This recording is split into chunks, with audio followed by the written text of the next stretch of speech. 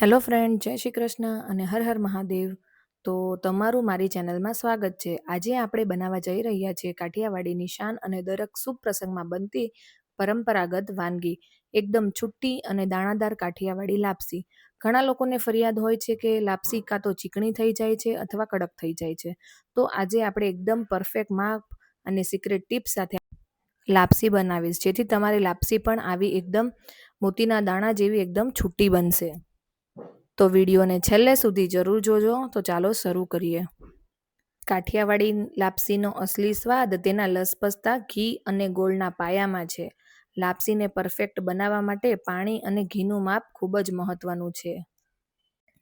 તો ફ્રેન્ડ્સ, અહીં આપણે એક વાટકો મોટો ઘઉંનો જાડો લોટ લેવાનો છે અને તે જ માપે આપણે ગોળનું પાણી, તે જ માપનું આપણે એક વાટકો મોટો ગોળનું પાણી લેવાનું છે.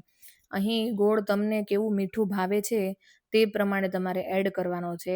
અહીં એક વાટકો ઘઉંનો જાડો લોટ, તો તેના સામે એક વાટકો ગોળનું પાણી આપણે તે જ સેમ માપે લેવાનું છે. અહીં આપણે ઘઉંનો લોટ જાડો એડ કર્યો છે. જો ઝીણો લેશો તો તમારી લાપસી ચીકણી થશે, છૂટી છૂટી નહીં થશે.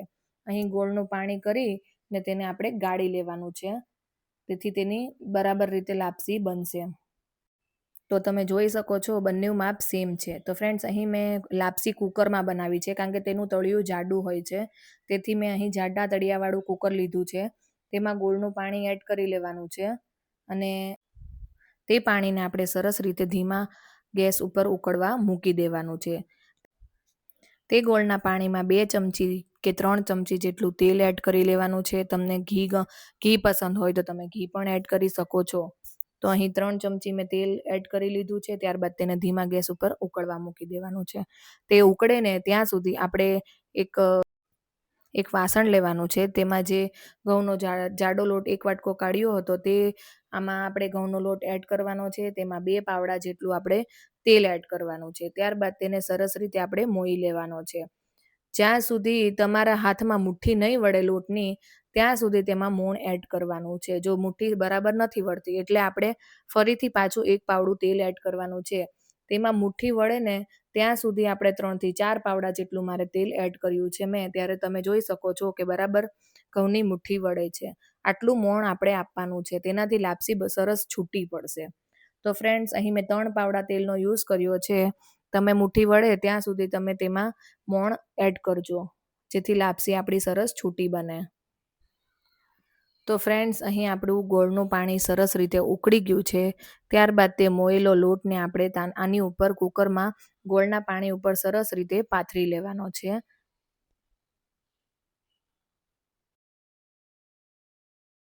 લોટને હાથની મદદથી સરસ રીતે પાથરી દેવાયા બાદ તેમાં વેલણની મદદથી આપણે ખાડા પાડી લેવાના છે, 5 થી 6. ખાડા પાડ્યા બાદ આપણે તેને ઢાંકી લેવાની છે લાપસીને. 5 થી 10 મિનિટ ઢાંકી દેવાનું છે, જેથી લાપસી સરસ રીતે બફાઈ જાય. તો ફ્રેન્ડ્સ, 5 થી 10 મિનિટ થઈ ગઈ છે. તો હવે આપણે ચેક કરવાનું છે કે તેમાં પાણી થોડું બળી ગયું છે કે નહીં. તો અહીં તમે જોઈ શકો છો કે પાણી થોડુંક બળી ગયું છે. તો હવે તેને હલાવી લેવાની છે સરખી રીતે. તમે જોઈ શકો છો કે પાણી નથી એટલું બધું અને લાપસી પણ સરખી મસ્ત બફાઈ ગઈ છે. તો હવે આપણે વેલણની મદદથી તેને સરખી રીતે આપણે હલાવી લેવાની છે અને આપણે અહીં થોડીક ગોળ ફેરવ્યા બાદ તેને એક્ઝેક્ટલી સામેની સાઈડથી આપણે જેમ ચાકુનો કટ લગાવીએ છીએ તેવી રીતે આપણે વેલણ ફેરવવાનું છે. ત્યારબાદ જો તમને અહીં થોડી ચીકણી લાગે તો તેના ઉપરથી તમે ઘઉંનો જાડો લોટ તેના ઉપર પાથરી શકો છો, મીન્સ એના ઉપર ભભરાવી શકો છો. ત્યારબાદ તેમાં છેલ્લે લાસ્ટમાં થોડાક દાણા ઉપર ખાંડ એડ કરવાથી તે ખૂબ સરસ આપણે છૂટી પડે છે. તો તેના ઉપરથી આપણે ખાંડના 2 ચપટી જેટલી ખાંડ ઉપરથી એડ કરવાની છે અને તમે જોઈ શકો છો કે વેલણને કેવી રીતે ફેરવીએ છીએ. આ રીતે કરવાથી લાપસી એકદમ છૂટી અને દાણાદાર બનશે. અને જો તમને થોડુંક એવું લાગે કે પાણી રહી ગયું છે, તો તમે ફરીથી તેને થોડું ઢાંકી શકો છો અને આવી રીતે તમે ઢાંકવાથી થોડું પાણી હશે તો તે બળી પણ જશે. ત્યારબાદ તેમાં 2 થી 3 ચમચી જેટલું આપણે ઉપર ઘી એડ કરવાનું છે અને ત્યારબાદ આપણે ચાકાની મદદથી તેને સરખી રીતે, તમે આમાં જોઈ શકો છો કે સામેની સાઈડથી આપણે એને કટ લગાવીએ છીએ, જેથી એકદમ આપણે લાપસીમાં દાણા પડી જશે અને એકદમ છૂટી છૂટી બની જશે. તો તમે આ રીત જરૂર અપનાવજો ચાકાની, જેથી લાપસી એકદમ તમે જોઈ શકો છો કે એકદમ છૂટી છૂટી લાપસી બની છે, દાણા જેવી.